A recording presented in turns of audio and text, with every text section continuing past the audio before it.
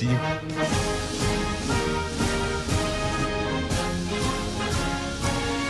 Bonsoir Philippe Rossi. Bonsoir. On revient ce soir sur cette vidéo virale montrant la colère d'une sympathisante RN. Oui, vous l'avez certainement vu, nous sommes dimanche soir, il est 20h, le visage d'Emmanuel Macron apparaît, réélu président de la République. Là, c'est la douche froide pour les électeurs de Marine Le Pen réunis à Hénin-Beaumont. Et le quotidien La Voix du Nord a filmé la scène. On peut voir clairement deux sympathisantes électrices de Marine Le Pen qui éclatent de colère.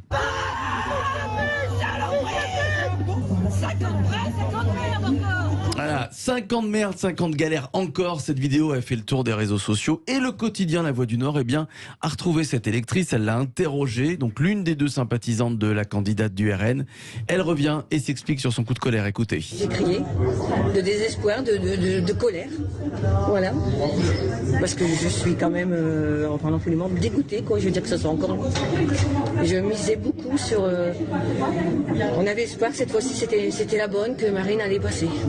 Vous l'avez entendu, 24 heures après, elle a toujours les larmes, elle est toujours émue. Alors, sur cette vidéo virale, on ne voit pas que la colère des électeurs du Rassemblement national, mais si vous faites bien attention, on voit également deux jeunes hommes savourer la victoire d'Emmanuel Macron alors qu'ils se trouvaient au QG des militants RN, quand même. On a mené notre petite enquête et il se trouve que ces deux jeunes hommes sont en fait des copains qui ont voté pour le chef de l'État et qui se sont quand même rendus dans le QG des militants RN pour montrer qu'à Hénin-Beaumont, il n'y avait pas que des lepénistes, ce sont leurs mots. Et ils rajoutent, ce n'était pas de la provocation, leur colère. Je la comprends. Tiens, Caroline Pilastre, en un mot.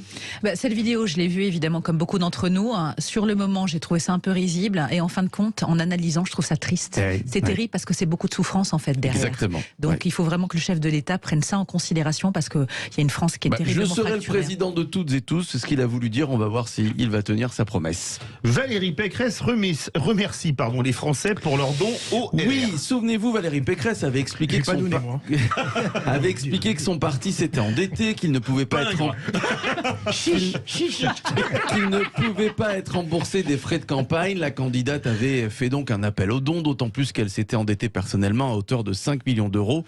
Eh bien, apparemment, les Français ont répondu présent à cet appel aux dons. Valérie Pécresse est reconnaissante. Je veux remercier tous les Français, quelles que soient leurs opinions, qui ont répondu à l'appel aux dons que j'ai lancé au lendemain du premier tour. D'ores et déjà, cet appel nous a permis de recevoir 2 millions d'euros. Et voilà, 2 millions d'euros. Les Français ont été très généreux.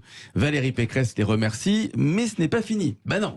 Vous croyez vraiment que l'ancienne candidate LR allait se contenter de dire merci? Non, il y a une suite. Nous sommes encore loin du compte.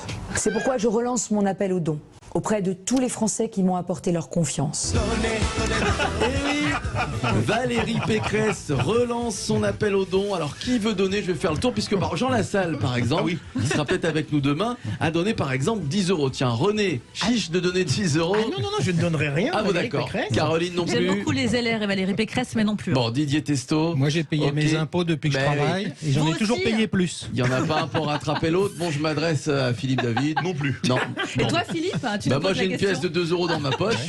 C'est un Mais début. je me suis dit que donner moins que Jean Lassalle, c'est pas terrible. Bon, je vais voir ce que je peux faire. Elle va donner 9,90 €. Ça fait un petit peu moins, c'est un prix psychologique. Allez, on termine avec le loser de la semaine, ou plutôt cette semaine, c'est une femme, il s'agit d'Anne Hidalgo.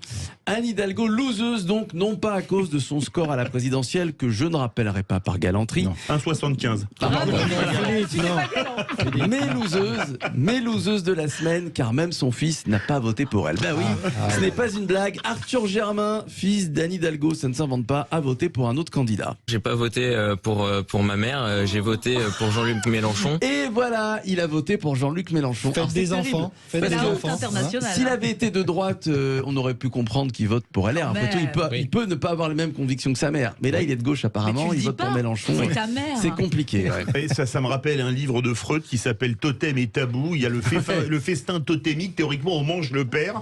Là, le fils. Il a mangé la mère. À mon avis, il n'aura pas l'héritage. C'est mort. On n'a pas le droit de déshériter un enfant. Ça, c'est interdit par la loi en France. On a parlé beaucoup d'argent avec vous, mon cher Philippe. Oui, ça tombe bien, comme il l'a dit, René est chiche, donc il n'y a pas de problème. Écoutez, pour le Pécreston, c'est pas avec les vraies voix qu'il va falloir s'appuyer.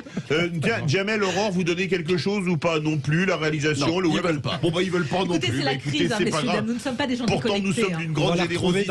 On va la retrouver dans le métro bientôt. Tout le monde le sait. À 18h30, notre grand débat. Merci beaucoup, Philippe Rossi. Craignez-vous une troisième guerre mondiale? Vous êtes 54,6% à dire oui. On se retrouve tout de suite avec les vrais.